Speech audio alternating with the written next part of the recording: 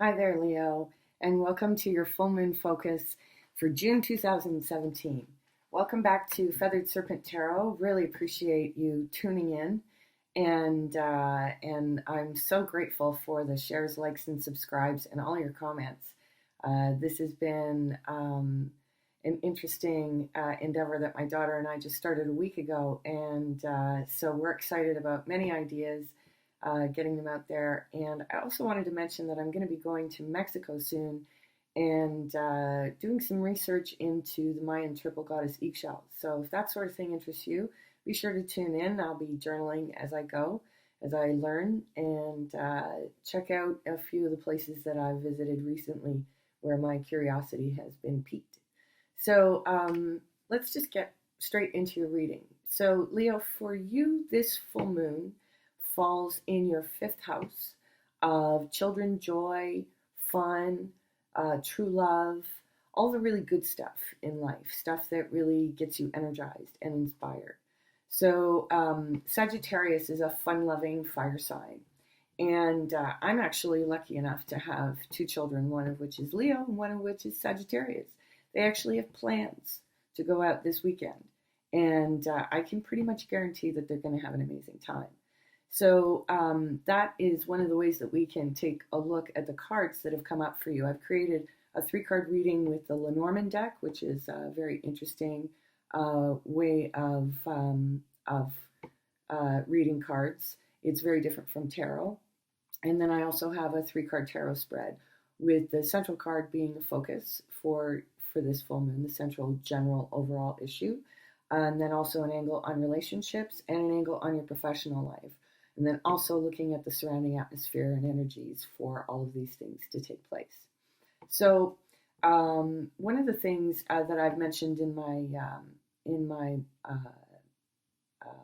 Mondays is that we're coming into a time when there's a lot of emphasis in Cancer. There are a lot of planets that are starting to move there, and they'll be culminating on June the 21st. So for many of us, this full moon is sort of a prequel celebration to a deeper awareness and shifting in a positive direction for family. So because that's Cancer's sort of MO. It's all about family. It's all about nurturing and caring and whatnot. It's watery sign, lots of watery energies. So as it happens, your central cards are cups. The first one being the Two of Cups. And the clarifying card here is the Nine of Cups. So we can interpret this in a couple of different ways. We could just go for, the tabloid magazine, true love, and all your wishes come true, which may be true for many of you.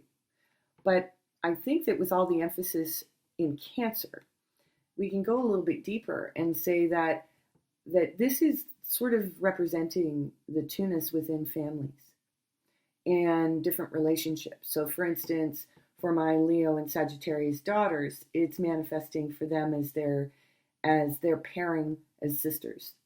And so they're going to celebrate that. And I really hope that they don't drink too much, because with the Nine of Cups, that's definitely a risk.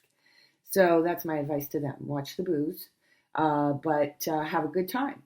And enjoy the fact that you're sisters and that you can enjoy each other in a new way, So this is definitely one of the lenses that you can take a look at this central focus for the full moon for you. It's good times. These are really good feels. So so that's wonderful.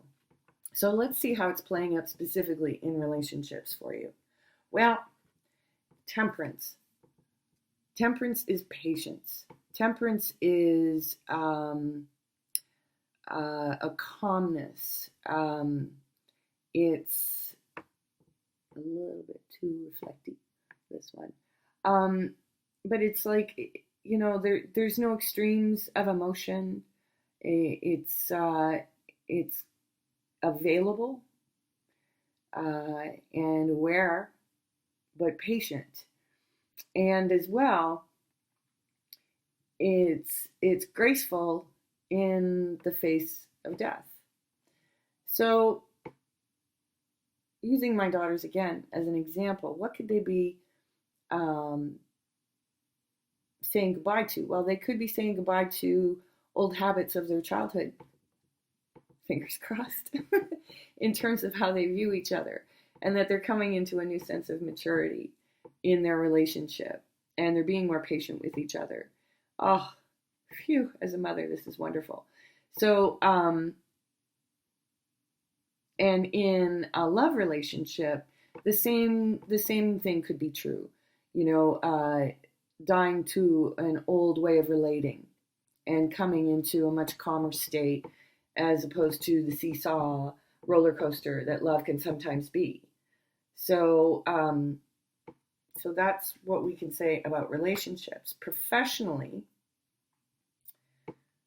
we have the Four of Wands, which again is very much a family-centered card.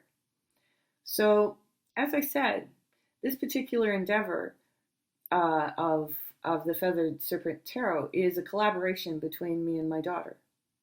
So, and there's a harmony in this card and a bit of a partnership happening, and so it's covered and clarified by the Six of Coins.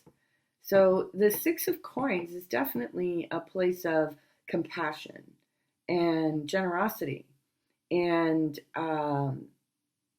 there's a real spirit of cooperation, and that, pardon me, when one person's strengths can balance out another's weaknesses, you know, you get the idea that this relationship is a symbiotic one, and that we all change roles between this at any moment in the process. So this is definitely a family working together. And even if you are in a business situation where it isn't family, perhaps the team is getting a fresh sense of how to work together and to be compassionate with one another, as you build a new structure out of whatever's passing in that environment. So when we look at the overall atmosphere, we have the Chariot, and it's clarified by the Emperor. So while these cards can be interpreted as different signs, oddly enough, I personally see this as very Leo energy in its highest form. So you're coming into a new sense of your own personal authority that's enabling you to move forward in a very positive way. So let's take a look at the Lenormand and see how all of this kind of gels together. So the Lenormand cards that I pulled for you are birds and child. So again, we have a children and innocence kind of vibe going on. And then the environment for those two cards is clover, which is generally luck. So birds represent communication, speeches, could be multiple love interests too, although I'm not seeing too much of that. It's all very two. I'm not seeing a lot of threes in this particular read. So I'll leave that to the side for now. But there's this is very much about communication, and the sharing of things. Then when you add the child to it, it becomes two children or twins. So again, this is now back into the theme that's resonating with the dynamics between my daughters. So there's a good and positive discussion, which is in a really hospitable environment with the full moon being in Sagittarius. So there's lightness, there's luck, and there's a fresh beginning.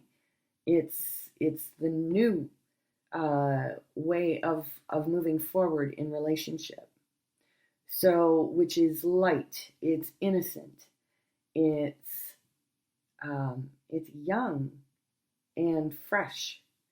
So after the heaviness of May, I know even in my part of the world, it was very rainy and foggy.